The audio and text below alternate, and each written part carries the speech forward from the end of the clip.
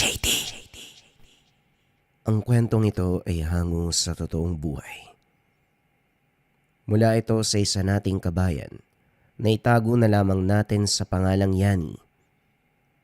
Taong 1970, Davao del Sur. Nang panong ito, buo ang desisyon ni Tatay Salvador na palipatin sa kanila ang kaibigan na isang antingero. Nagsimula ito noong may nambulabog na mga aswang. Wala namang nasaktan pero aligaga ang ama. Ang sabi niya, nagbabanta ang mga nilalang nababalik. Magmula ng oras na yon hindi matahimik para na silang mababaliw sa kilos nito. Umaga o gabi, palaging nakaabang sa bintana, may hawak na itak. Bagamat tao na ang dumaraan, pinag-iisipan ng masama lalo na kung hindi kilala. Ilang buwan na ang nakalipas, pero wala namang nangyari. Subalit para sa ama, may paparating na malaking dilubyo. Tay, yan na naman kayo umagang-umaga eh. Hindi ba kayo matatahimik kahit isang araw lang? Kung totoo na babalik ang aswang, sana noon pa binalikan na tayo. Ang haba na ng panahon na lumipas pero wala namang nangyari. Binabaliw mo mga tao nang dahil dyan sa paniniwala mo. Tignan mo si nanay. Umuwi sa probinsya dahil hindi nagustuhan ng kilos mo. Baka mamaya, susunod na din ako Konti na lang, hindi ko na alam kung paano kayo pakikitunguan. Wika ni Yani.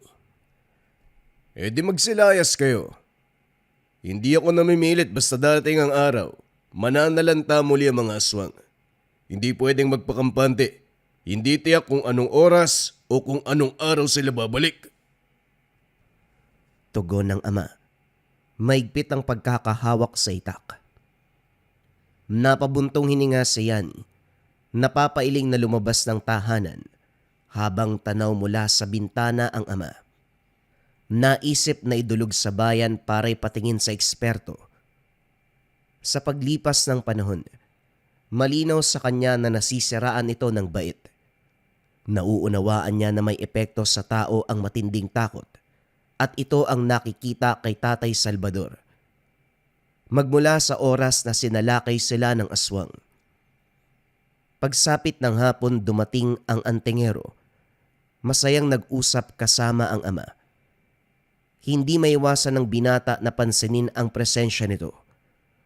Kung titignan ordinaryong tao, kupas ang maong, gusot ang damit, nakasombrero, may nakasugbit na itak sa tagiliran, maraming kwintas na puro buto at may itim na bato. May dala ring bayong at buslo.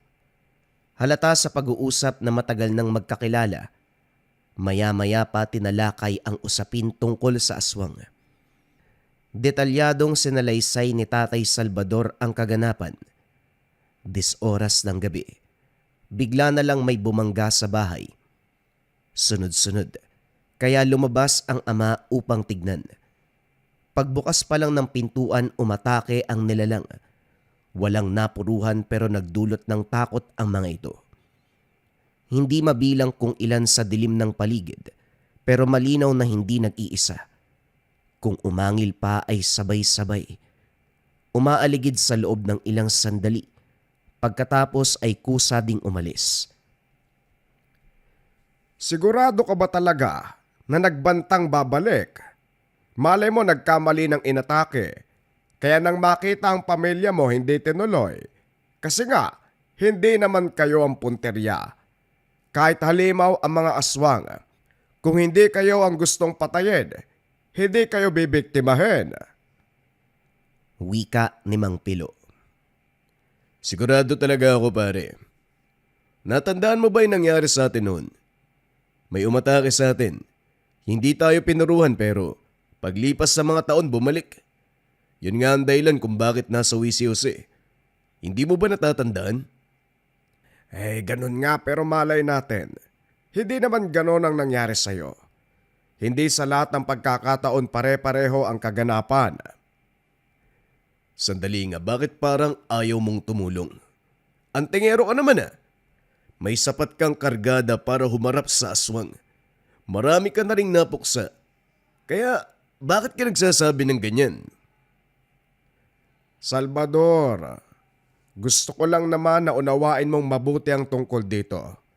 Nag-aalala ko sa'yo. Para kasing kaunti na lang mababaliw ka na kakaisip eh. Pasensya na sa salita, pero yon ang nakikita ko. Aligaga ka. Masyadong binabagabag. Yan na nga din po yung sinabi ko, Manong. Umalis na nga si tatay at mga kapatid ko dahil diyan kay tatay. Mababaliw kami kakaintindi sa kanya eh. Pagsabihan nyo nga ho. Wika ni Yani. Huwag kang makisali, Yani. Basta sigurado ko na babalik ang mga yon. Kung ayaw mong tumulong, Pilo, mas maigi pa sigurong umalis ka na. Sayang lang yung oras ng pag-uusap natin. Huwag ka namang magtampo, Salvador. Gusto ko lang nalawakan mo ang pag-unawa. Pagdating sa ganitong usapin, mahirap pagkamali eh. Oras ang binibilang sa paghahanda. Kung tututukan natin ang mga bagay na walang kasiguraduhan, pareho tayong maaapektuhan. May gawain din ako. Napailing na lang si Yani. Kahit anong sabihin ni Mang Pilo, pinipilit nito na babalik ang mga aswang. Nagpatuloy ang usapan ng mga ito. Hindi niya na pinakinggan.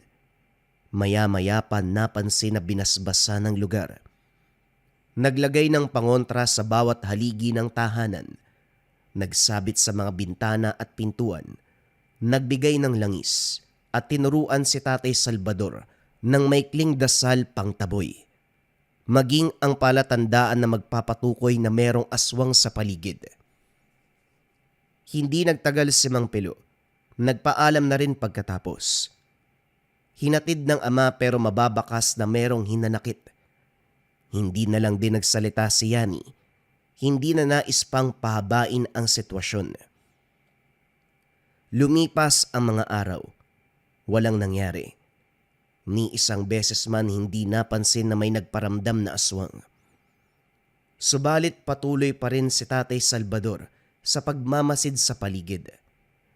Pinagtatawanan na ang mga kakilala dahil sa kilos na animoy may kalaban na hindi niya nakikita. Kung noon, itak lang ang nakasugbit sa tagiliran, ngayon ay may daladalang kutsilyo at langis. Kung sisitahin ay magagalit. Isang gabi, habang nagpapantok sa labas, napansin ni Yani ang kaluskos sa unahan. Ang talahib na hanggang bewang ng tao ang haba ay parabang inararo. Maya-maya pa may maririnig na angil. Mahina, yung bang parang umiinda ng sugat. Binaliwala ito ng binata pero nang mapansin ng ama, aligaga sa pagbitbit ng itak at sumugod doon. Napakamot na lang ng ulo. Hinayaan. Bumalik din maya-maya. Hila-hila ang aso na tinaga. Nakita mo na, tay? Nagkasala kayo sa aso dahil dyan sa iniisip niyong kung ano-ano. Kawawa naman yung munting hayop na damay. Namatay dahil sa inyo. Awat na hutay. Ipapasuri ko kay Pilo. Hindi ako kumbinsido na aso lang yan. Maaaring aso ang itsura, pero ang kaluluwa hindi natin sigurado kung hayop nga ba. Ay nako, bahala ka nga dyan. Kagaya ng sinabi ng ama, binalot ang katawan ng aso at nagtungo sa tahanan ni Mang Pilo. Kahit nasa kabilang barangay pinuntahan pa rin. Sinundan sa takot na baka kung ano ang gawin. Nakahinga si Yani dahil walang tao pagdating sa tahanan. Nagpumilit ang ama na maghintay kaya tumambay na lang din muna siya. Habang tumatagal, nangangamoy ang sako. Nagtataka dahil hindi pa naman umabot ng oras. Panay silip ang ama sa bangkay. Tignan mo, Yani. Ngayon mo sabihin na nagkamali ako. Dapat manlalamig na at maninigas na ang katawan ng hayop pero tignan mo ang asong yan. Walang pagbabago. Mainit pa rin ang katawan niya. Ewan ko sa'yo tay, palagi ka namang may napapansin eh. Baka naman kasi mamaya pa yan maninigas. Masyado ka nagmamadali. Ano bang pinunta mo rito ha? Kung nandito ka para kumontra, mabuti pang umuwi ka na lang. Hindi ko kailangan ng sagabal dito. Napasandal si Yani sa inupuan. Maya-maya pa dumating si Mang Pilo. Nang makita ang laman ng sako, napansin ng binata na merong kakaiba sa titig nito. Imbis na imbitahan sa tahanan, nagmungkahit na sa bahay na lang nila isagawa ang nararapat. Walang pagdadalawang isip na pumayag si Tatay Salvador. Inilapag ang katawan ng aso. Sinimulan ni Mang Pilo ang ritual. Purong orasyon ang sinasambit. Hindi nagtagal gumalaw ang aso. Matapos makabawi ng sapat na lakas, walang pagdadalawang isip na kumaripas ng takbo. Patuloy pa rin sa pagsambit ang antingero.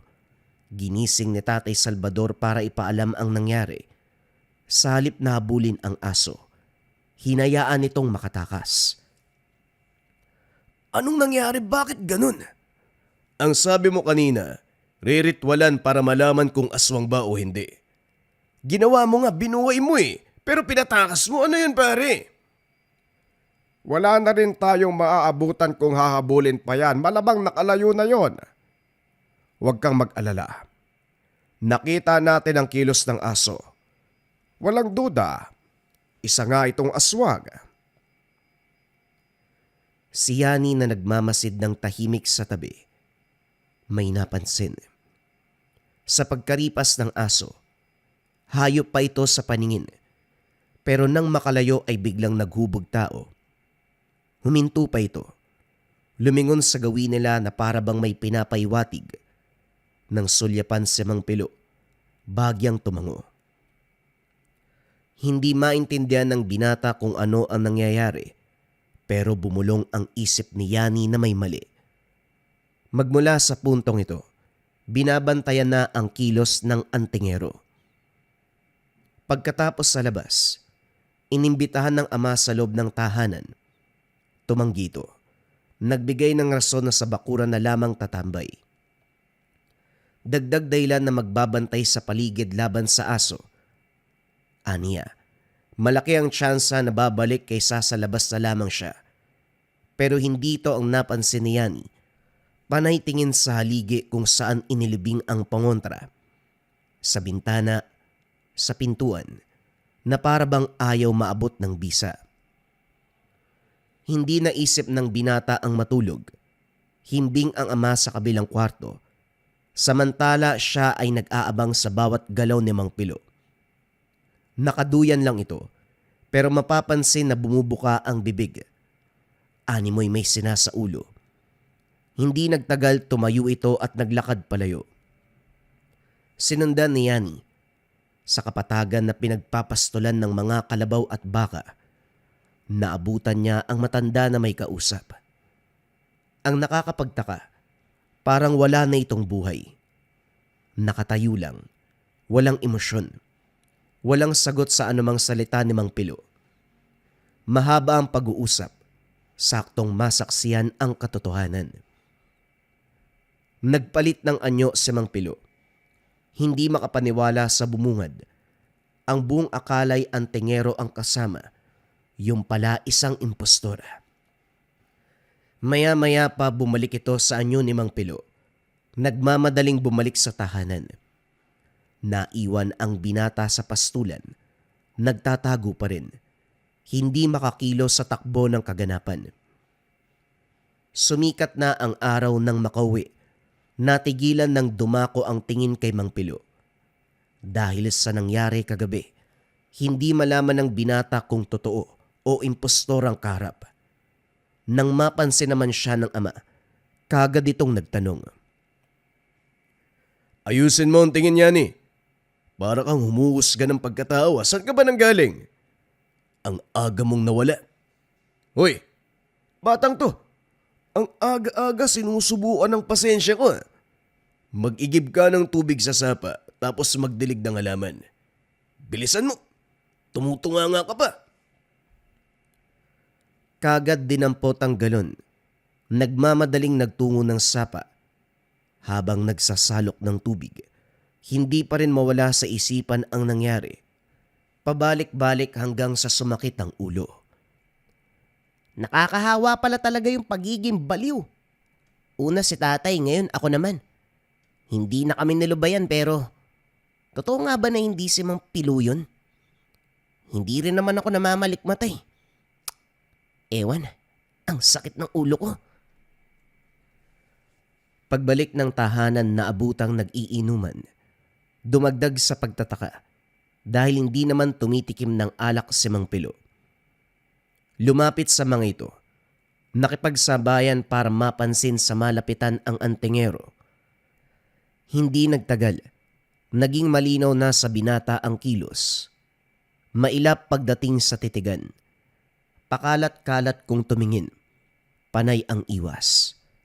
Ang mga mata nito hindi malinaw, may kalabuan yung kulay puti. Nang matunugan na nagmamasid siya, kagad itong nagpaalam na bibili ng karagdagang inumin. Sinundan, pero hindi naabutan matapos maglaho sa daan.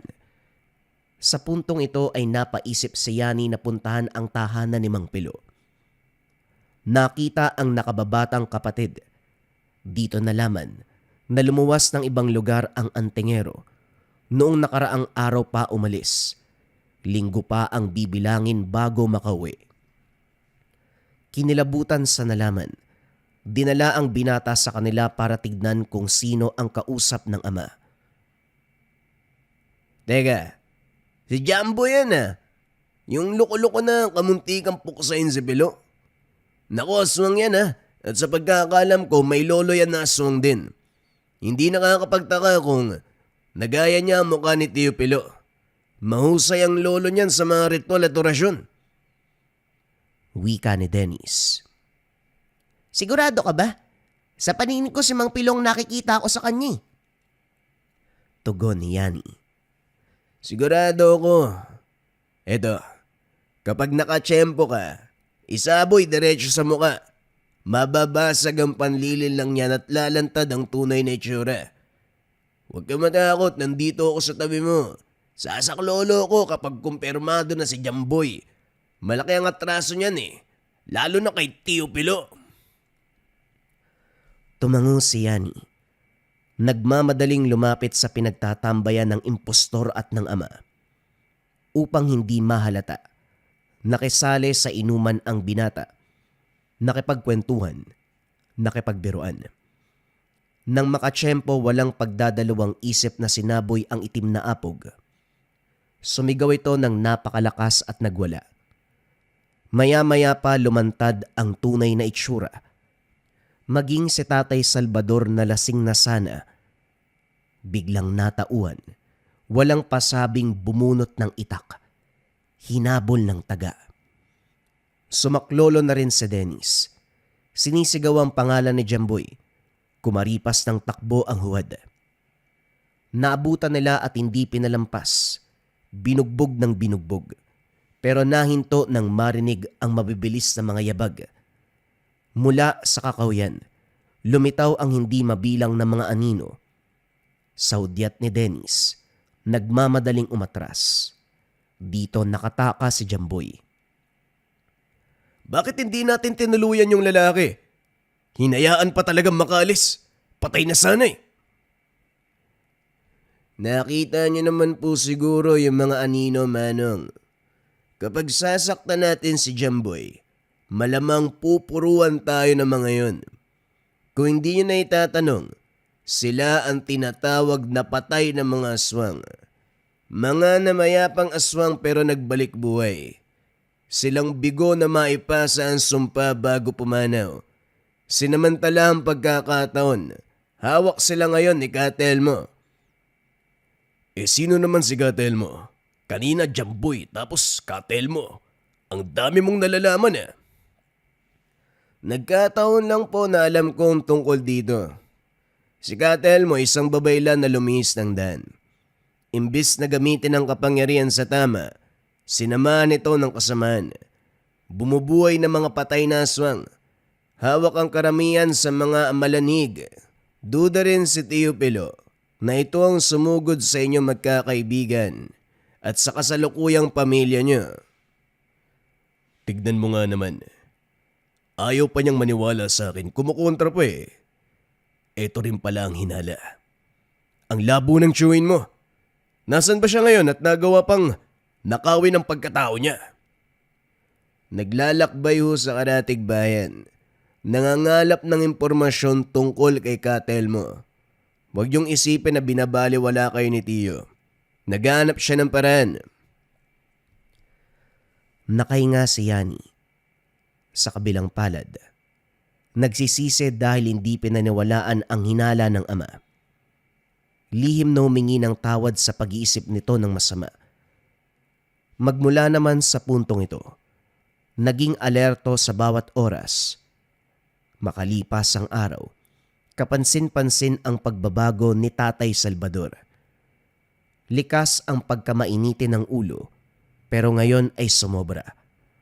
Ang nakakapagtaka, natatakot sa tubig, sa pagkain na may asin, o sa matatapang na amoy kagaya ng bawang. Hindi makatulog sa gabi, balisang balisa. Palakad-lakad sa buong bahay na parabang may nakalimutan. Hindi magtatagal magwawala. Lahat ng makikita ay babasagin. Pagkatapos niyan ay biglang tatahimik. Nang makabalik sa ulirat lalabas, saka lang babalik pagkalipas ng ilang oras. Pinagmasdan ni Yani ang kilos ng ama hanggang sa napansin na ang bawat balik nito. May dugo ang mga kamay at bibig. Wala sa wisyo. Tulala ng mahabang sandali. Kapag matatauhan, mapapatanong kung ano ang nangyayari. Umabot sa punto na nagkasumbatan. Hindi rin maintindihan ni Yani kung paanong nagkaganito ang ama.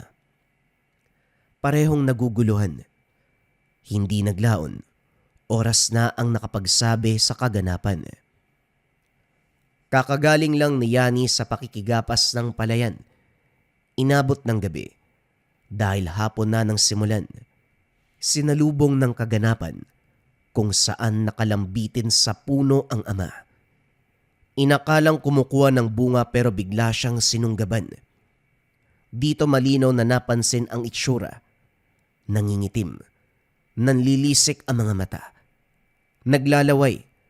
Humaba ang mga kuko. Diretso sa pag-atake. Hindi siya binitawan ng sakal. Humigpit ng humigpit hanggang sa hindi na makahinga. Kahit anong laban walang panama sa lakas. Mabuti na lamang naisipang dumalaw ni Dennis. Sinaklolowan kung kaya't nakaligtas sa pananakit ng ama. Sa puntong ito, si Dennis at Tatay Salvador ang nagharap. Namangha si Yani sa galaw ni Dennis. Mabilis ang ama pero nagawa pa ring tapatan ng galaw. Hindi nagtagal. Sa pagsaboy ng itim na apog, dahan-dahan itong nawalan ng malay. Dali-daling ginapos at kinulong. Anong nangyari? Bakit nagkaganyan si tatay? Hindi ko na siya kilala sa itsura niyang yan ah. Malamang, sa inababa naman ang pagsasama nila ni Jemboy, hindi nakakapagtaka na nayanggaw ang ama mo. Si Jemboy ang mangyayanggaw dati pa. Mailap kaya hindi mahuli-huli. Idagdag pa ang hukbo ng mga patay na aswang. Sasaklolo kapag naipit si Jemboy, kaya palagi nakakatakas. Isa pa, malakas ang kanilang pinuno. Si Katelmo ba naman eh? Nagkaka-interest na ako sa Katelmo na yan eh. Sino ba talaga yan? Anong ganap niya sa buhay para gawin ito sa tatay ko? Pustahan, hindi yan kilala ni tatay. Hindi natin sigurado. Malay mo nakabangga nila noon. Hindi ba naikwento sa'yo ni Mang Salvador na dati siyang barumbado? Siga-sigaan ang mga yan nung kabataan nila kasama si Tatay Pilo at ang iba pa nilang kaibigan. Saka lang naman tumino ng magkasawang tatay mo eh. Pumasok sa larangan ng chewin ko.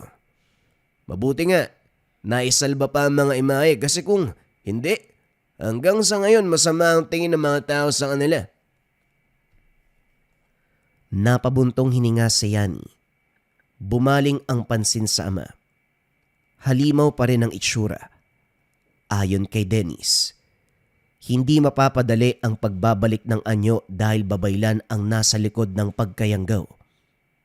Ito din ang rason kung bakit mabilis ang epekto ng sumpa kahit ilang araw pa lang ang lumipas. Habang tumatagal ang pagtitig, hinaplos ang puso ng awa sa sitwasyon, lalo pa nang nakita itong nakagapos. Walang kamalay-malay, nakatungo ang ulo na parabang wala ng buhay. Sinigurado naman ni Dennis na babalik sa normal ang lahat sa sandaling makauwi si Mang Pilo.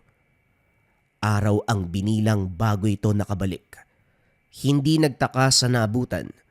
Matapos maramdaman ang sumpa ni Katelmo, napailing na lamang ang matanda. Isinailalim sa ritual ng gamutan pero ilang ulit nang isinagawa. Hindi pa rin umubra. Nanghina na lang si Tatay Salvador. Walang pagbabago sa kalagayan. Ilang beses sinuri ang katawan hanggang sa napagtanto na wala na sa kaloob-looban ang pinagkargahan ng sumpa. Nang sundan ng bakas, nagmula ito mismo sa ibang katawan. Sa madaling salita, sa ibang katawan nakatanim. Kay Tatay Salvador lang umepekto ang pagkayanggaw. Pwede pala yung ganon. Sa ibang tao nakapaloob ang sumpa, tapos sa ibang tao gumana. Ano? Ang gulo naman.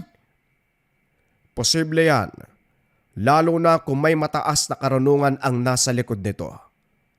Si Katelmo ang pinag-uusapan kaya hindi na nakakapagtaka. Magmula sa araw na pumasok ako sa larangan, pangalan niya na ang naririnig ko. Ilang antingero, albularyo, manunugis, maging manggagamot. Walang nagawa para hulihin ang Katelmo na yan. Wala ring nakakaalam kung saan nagtatago. Ang nakikita lang, mga alagad niyang amalanhig at si Jamboy. Sa paglalakbay ko, iilang impormasyon lang ang nakuha. Tiyo, tutulong ako dyan. Total, wala naman akong ginagawa eh. Huwag kang mag-alala, hindi ako magiging pabigat. Talagang tutulong ka dahil ikaw ang magbabantay kay Salvador. Aalis ako para puntahan ang lugar na sinasabi na madalas tagpuan ng mga amalanhig at ni Jamboy. Sana lang naroon si Katelmo. Sasama po ako. Gusto ko pong makita yung Katelmo na yan. Gusto ko malaman ng dahilan para gawin niya to sa tatay ko eh. Mahabang katahimikan ang namayani. Nagkatinginan si Mang Pilo at Dennis. Makikita sa reaksyon ang hindi gusto, pero nagpumilit si Yani. Matapos ang pangungumbinsi, pumayag din, kagad umalis. Binaybay ang kahabaan ng daan. Habang naglalakad, napansin ng binata ang panay bigkas ng salita ni Mang Pilo. Maya-maya pa, nakarating sa isang kubo sa kalagitnaan ng gubat. Bago nagtawag, nagsaboy ng apog sa paligid. Sumasalubong sa kanila ang isang matanda. Sa pag-uusap napagtanto ni Yani na iiwanan siya sa pangangalaga nito. Kagad kumontra, nakiusap na sumama. Pinaliwanag ni Mang Pilo na magiging buwis buhay ang paglalakbay. Mapapalaban at hindi pwedeng sumali ang katulad ni Yani na walang kaalam-alam. Yani, sinabi ko na, hindi madali ang lakad na ito. Makakasalubong ng nilalang na hindi natin sigurado kung makakayanang kaharapin. Laban ito ng antingero at aswang. Walang lugar ang katulad mong ordinaryong tao lang. Unawain mo sana, iho. Nariyan naman si paring Rolly. Hindi kanya papabayaan. Dadaan naman ako rito pagka-uwi. Nagpaalam na si Mang Pilo. Hinatid ng tanaw ni Yani. Pumasok sa loob si Mang Rolly. Nang malingat ay nagmamadaling sumunod. Dumistan siya sa antingero para hindi mapansin. Mahabang paglalakad. Sa tuwing hihinto, nagpapahinga rin sa tabi. Panaylinga sa paligid dahil anong oras na rin. Hindi nawawala ang kaluskos kaya tumaas ang pagkaalerto. Maya-maya pa nagulat ng masipat sa tabi si Mang Rolly. Akala mo hindi ko mapapansin ano? Alam kong hindi rin kita mapapawi, kaya sasamahan na lang kita. Mas mainam na dalawa tayong mapagalitan kaysa ikaw lang mag-isa. Gisingin mo ako pag aalis na. Wika ni Mang Rolly. Pasimpleng humiga sa damuhan. Bumaling sa kinalalagyan ni Mang Pilo. Wala na roon ang antingero. Lumabas sa pagkakatago para hanapin ito. Ginulat ng may kumalabit sa likuran. Bumungad si Mang Pilo. Sumenyas na wag mag-ingay. Ginising na rin si Mang Rolly. Mula sa kadiliman, nagmarcha ang mga patay na aswang. Diretso ang lakad ng mga ito. Nangangamoy ang halos maagnas na katawan. Lumika ng nakakakilabot na ingay. Sa puntong ito, naglalabas ng mutya ang antingero, isang bato na kusang sumisilip. Animoy may apoy sa loob. Nag-usal ng orasyon. Inilapat sa sarili at sa patalim. Maya-maya pa lumusop mag-isa si Mang Pilo. Mabilis ang kaganapan. Paglapit ng antingero sabay sumugod ang mga kalaban. Gayunpaman madaling natalo. Bawat taga ng sandata bagsak ang sinumang matamaan. Hindi nagtagal humandusay ang lahat. Maya-maya pa ginulat ng magbalik buhay. Sa puntong ito dumoble ang bilang. Nilabanan. Kaso hindi matalo-talo dahil sa paglipas ng ilang sandali ay babangon lang uli. Umatras sila. Sa sapa nagtungo. Nakampante ng makapunta sa kabila. Hindi makatawid sa tubig ang aswang. Nagpatuloy na sa paglalakbay, pero nasa mutyang bato ang pansin ni Yani. Nang magpahinga muli, dito na napag-usapan. Ito ba? Tinatawag itong mutya ng apoy. Ito ang gamit ko magmula pa noon. Hindi sa pagmamayabang pero marami na akong naitumba ng dahil dito. Nga pala, bakit kayo sumunod? Pati ba Ay naku paring Rolly, nandito ka din. Matigas tong kasama mo eh. Ayaw umuwi kaya sinamahan ko na lang. Kung magagalit ka, aba, siya ang una mong pagsabihan. Wika ni Mang Rolly. Napailing na lamang si Mang Pilo. O siya, hindi na rin kayo pwedeng bumalik dahil paniguradong nag-aabang ang mga yon. Tutuloy tayo pero paring Rolly, ikaw ang bahala kay Yani. Nagkaproblema na sa ama, wag na nating dagdagan pa. Sige na, tumuloy na tayo. Sa muling paglalakbay, kapansin-pansin ang presensya sa paligid. Yung pakiramdam na may nakatingin sa bawat galaw. Muling huminto na may humarang sa unahan. Sa amoy at tindig, masasabing amalanhig. Nakatayo pa lang ang mga ito. Sunod na napansin ay dahan-dahang kumilos palapit. Sumugod si Mang Pilo. Gayon din si Mang Rolly. Natatapatan pero ang problema nagbabalik buhay kagad. Habang nagkakagulo sa harapan, nag-isip naman ng paraan si Yani. Nang mabalikan ang kaganapan kanina, walang pagdadalawang isip na nagtungo sa sapa. Hindi kalayuan kaya makakaya pang mag-igib ng tubig. Matapos makapagsalok, nagmamadaling bumalik at binuhusan ang mga ito. Iilan ang natamaan pero sapat para bigyang babala ang lahat. Dahan-dahang umatras ang mga ito. Nang mapansin ni Mang Pilo na may natirang tubig, dinasalan, hinaluan ng langis, sinindihan at sinaboy. Nagliyab ang mga ito. Kumaripas ng takbo patungo sa iisang direksyon. Sinundan at dito natunton ang lungga. Maraming bangkay ng mga aswang. May bakas ng ritual kahit saan. Maya-maya pa lumitaw si Jamboy. Mabilis natapatan ni Mang Pilo. Kaya nakontra ang orasyon. Hindi pinakawalan. Sabihin mo sa akin kung kanino ka naninilbihan. Pwede kitang palampasin kung magsasalita ka. Kahit patayin mo ko ngayon, wala kayong makukuhang sagot. Hindi ko kayang ibenta sa katulad mo ang nire-respeto kong tao. Maiksi lang ang pasensya ko. Baka hindi kita matansya. Marami ka ng atraso. Pati sarili kong itsura ninakaw mo para marin lang ang kaibigan ko. Ano? Magsasalita ka ba o papatayin kita? Patayin mo na nga. Wala kayong makukuha sa akin. Hindi nakapagpigil si Mang Pilo. Walang sali-salita. Ginilitan ng leeg ang binata. Sinaksak ng sinaksak. Siniguradong maihiwalay ang laman at buto. Pagkatapos ito naalerto ng matunugan ang amalanhig. Hindi nagtagal pumalibot ang mga ito. Muli na namang napalaban. Sumali na si Yani matapos abutan ng patalim. Sa tulong ng inilapat na sabulag, malaya siyang nakakakilos. Hindi nagtagal ang pagtutuos nang biglang bumuhos ang ulan. Naglaho ang mga ito sa kadiliman. Naganap na rin sila ng masisilungan. Sumakto na ang may-ari ng tahanan dati ng biktima ng amalanhig. Kilala nito si Katelmo. Ayon kay Mang Jacinto, mahirap hagilapin ang babaylan. Ilang antengero't manunugis ang sumubok, subalit wala ni isa ang nagtagumpay. Maraming taon na ang lumipas nung huling may naglakas loob. Ang nasa lugar lamang ang amalanhig at si Jamboy. Huwag kayong pakasiguro na mapuksa si Jamboy.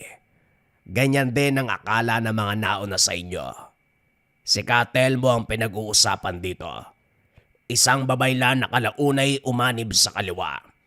Babaylan na may mataas sa kaalaman pagdating sa mga bagay-bagay. Walang nakakalam kung ano ang kaya nito. Kaya sa ganitong usapin, huwag kayong magpapakampante. Kung ganon, ano ba ang dapat naming asahan? Matinding laban kapag nakaharap si Katelmo. O hindi kaya pagkabigo. Hindi madaling mahanap ang taong ito. Walang nakakalam kung saan siya nagtatago. Pero kung gusto niyo talaga, may alam akong lugar. Hindi sigurado pero malay natin sa pagkakataong ito pagpalain tayo. Muling naglakbay. Sa puntong ito hindi maunawaan ang takbo ng paligid. Mabigat ang hampas ng hangin. Kapansin-pansin na parang may nakaakbay. Dahilan para sumakit ang katawan at mahirapan sa paghakbang. Nang parehong mapagod nagpa siyang magpahinga. Nagtataas ang puno. Makapal na halamang ligaw. Kumakaluskos sa paglipas ng bawat sandali. Naroon pa rin ang bigat na hampas ng hangin. Maya-maya pa umalingasaw ang masangsang namoy. Nang sulyapan ng mga kasama, nakatulog ang mga ito. Napako ang tingin sa unahan kung saan may nakikitang anino. Hindi natakot lumapit dahil pamilyar ang hubog. Si Denise. Teka, bakit nandito ka? Si tatay nasan? Kailan ka pa sumunod? Ngayon lang ako nakarating.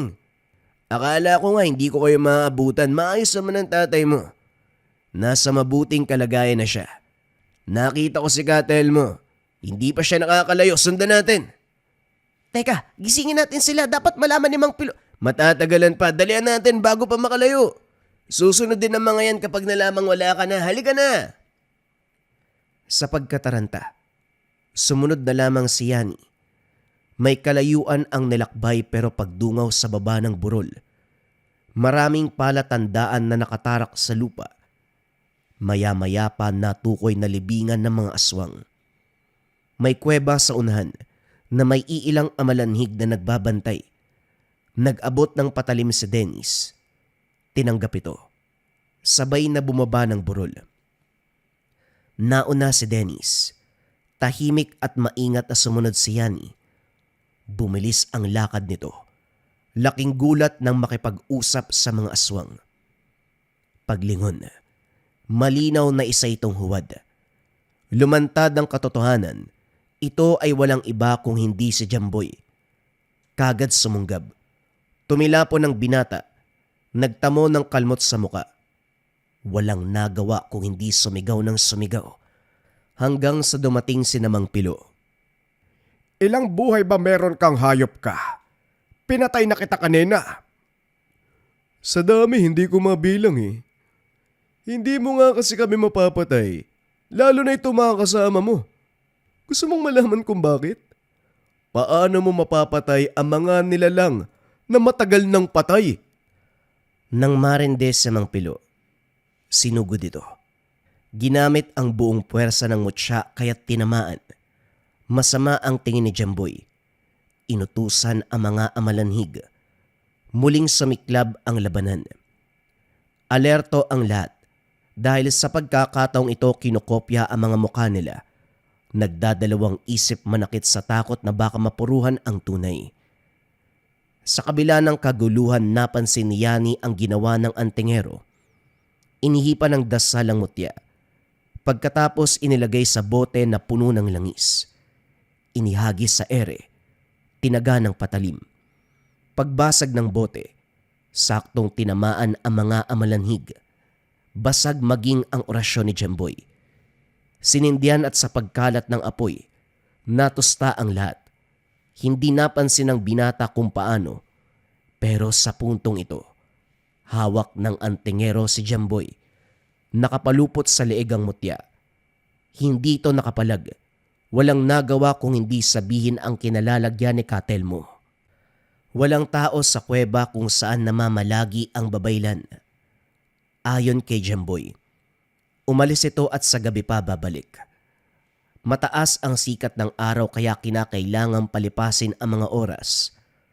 Nang makahanap ng pwesto, kampanting nagpahinga ang lahat. Bihag pa rin si Jamboy, nangihinang nakagapos sa tabi. Mang Pilo, bakit po pala kailangan makaharap si Katelmo? Hindi madali ang pinagdaanan natin. Kaya sigurado ko, sa oras na makatapat ang taong yun, mas matindi ang mangyayari. Kaya nga sinabi ko na hindi ka pwedeng sumama. Pero ano pa nga bang magagawa ko, nandito na tayo eh. Ang yanggaw ng ama mo, nasa kamay ni Katelmo. Wala tayong ideya kung saang katawan nakatanim ang sumpa. Kung seswertein tayo, gagaling ang ama mo. Kung mamalasin naman, hindi lang si Salvador ang mamamatay. Tayo din. Ngayon alam mo na kung bakit maigpit ang bilin ko na hindi ka pwedeng sumama. Natahimik si Yani. Palihim na sinisi ang katigasan ng ulo. Ngayon na nasaksiyan ang kaganapan, biglang nakaramdam ng takot. Gayunpaman, pinili pa ring manatili. Kampante na poprotekta na makasama anuman ang mangyari. Pagsapit ng gabi, sinimulan ni Mang Pilo ang ritual. Layo nitong sakupin ang kamalayan ni Jamboy para mapasunod. Nang matapos saktong dumating si Katelmo, tumingin sa paligid ang matanda pero hindi sila makita. Tinaas ng antingero ang bakod ng sabulag. Binulungan si Jamboy. Ito ang naunang sumugod. Hindi kaagad pinakilos. Nakipag-usap muna kay Katelmo. Subalit mabilis na buking ng babaylan. Isang kumpas ng kamay wasak ang orasyon ni Mang Pilo. Hindi na rin nasayang dahil ng makontra, umepekto rin sa kalaban ng bisa. Bagyang nawalan ng balanse si Katelmo, sinamantala ng antingero, nagawang sagurin. Kaso nga lang, madaling nakabawi, ito ang unang nakakilala. Hindi ba ikaw si Pilo? Binata ka pa nung una tayong nagkita. Ngayon matanda ka na.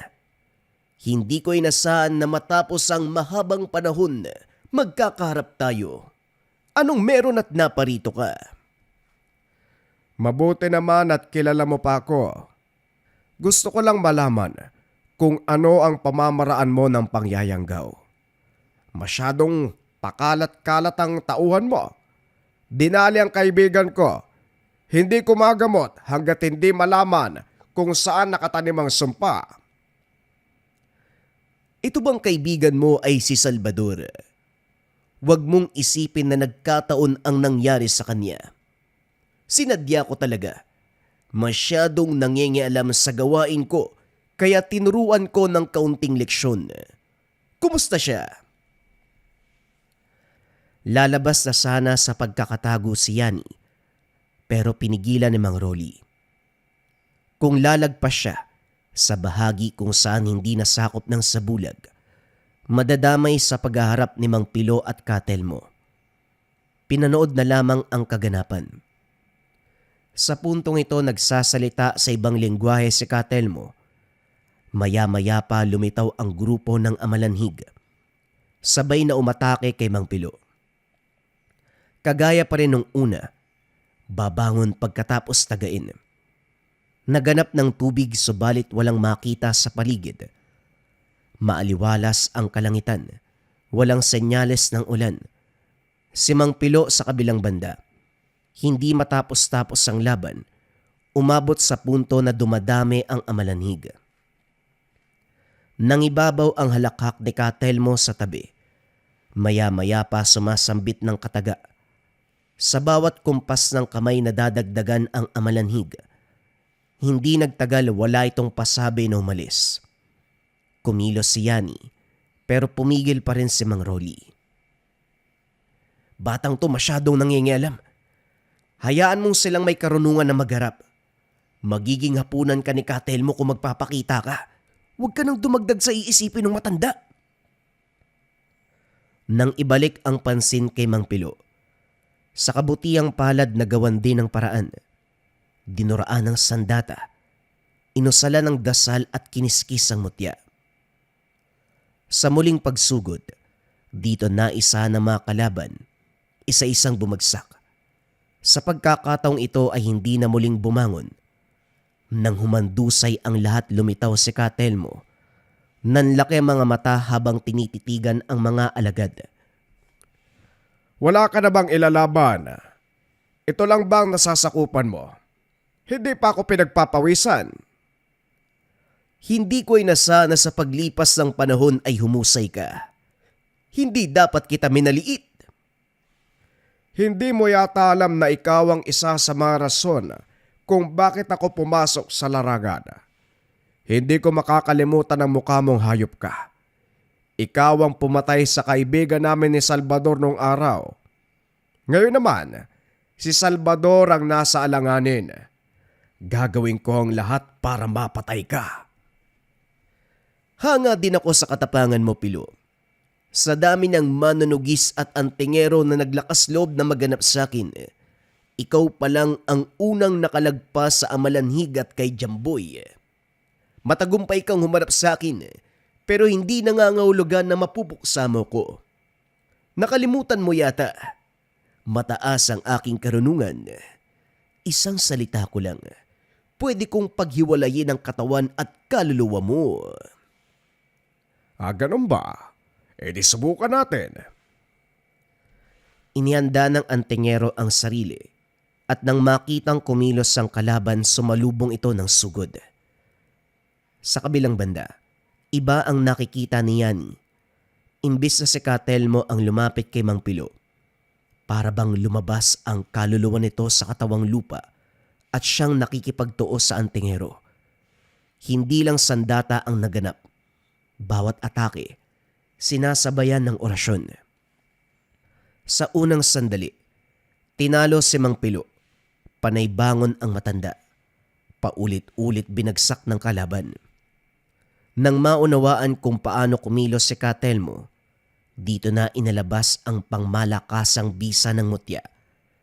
Pinulupot ang tali ng mutya sa kamay. Maigpit itong hinawakan. Sinasabayan ang ginagawa ng babaylan.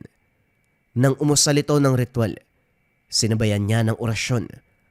Habang sinasambit ang bawat salita, dumakot ng lupa at binato sa direksyon ni Katelmo. Direktang lumapat sa katawan. Napasigaw dahil nang tumama sa balat. Animoy apoy na nagdulot ng pagkapaso. Kinontra ni Mang Pilo ang orasyon. Sinikap na mapasunod kahit kapalit ay pinsala sa katawan. Dumugo na ang bibig, pero sa uli ay nagawang kontrolin ang orasyon ng kalaban. Ginulat si Katelmo. Nanlaki na lamang ang mga mata nang maramdaman ang sariling atake. Lumabas ang dugo sa mata, bibig, ilong at tenga. Inasa na matatalo pero laking gulat nang bumigkas uli ng salita. Naramdaman ni Mang Pilo ang panghihina ng katawan. Matinding pananakit ng ulo sa anumang oras ay mabibiyak na. Sa kabila nito sinubukang sabayan. Subalit matapos maagaw ang atensyon ng mabiyak ang bato, ang mutya ng apoy. Nawala ng konsentrasyon sa pag-aalala. Dahilan para magtagumpay si Katelmo. Napatingala ang antingero. Tumagos sa katawan ang sariling sandata. Sinabi ko na sa'yo, hindi ako matatalo ng kahit na sino lalo na ng kagaya mo. Nabiyak nga ang mutya mo. Ikaw pa kayang... Naudlot ang salita ng babaylan. Matapos ipasubo ni Kapilo ang pira-pirasong mutya. Pinasok sa kaloob-looban. Tila bulkan ang katawan na kusang sumabog. Mahabang katahimikan ang sumunod. Maging si Yani at Mang Rolly hindi nakapagsalita sa nasaksiyan. Maya-maya pa natauan ang lahat. Sabay nanilisan ang lugar. Bago yun, niligpit ng mabuti ang lasog-lasog na bangkay ni Katelmo. Pinuntahan ang tahanan ni Mang Jacinto. Pinagamot si Mang Pilo. Araw ang binilang bago bumalik ang lakas. Nagmamadali na rin sa pag-uwi para si Tatay Salvador naman ang asikasuhin. Ngunit ginulat ang lahat nang makitang nakaburol na ang matanda. Sa kwento ni Dennis, biglaan ang nangyari. Tahimik lang si Tatay Salvador habang nasa yung aswang.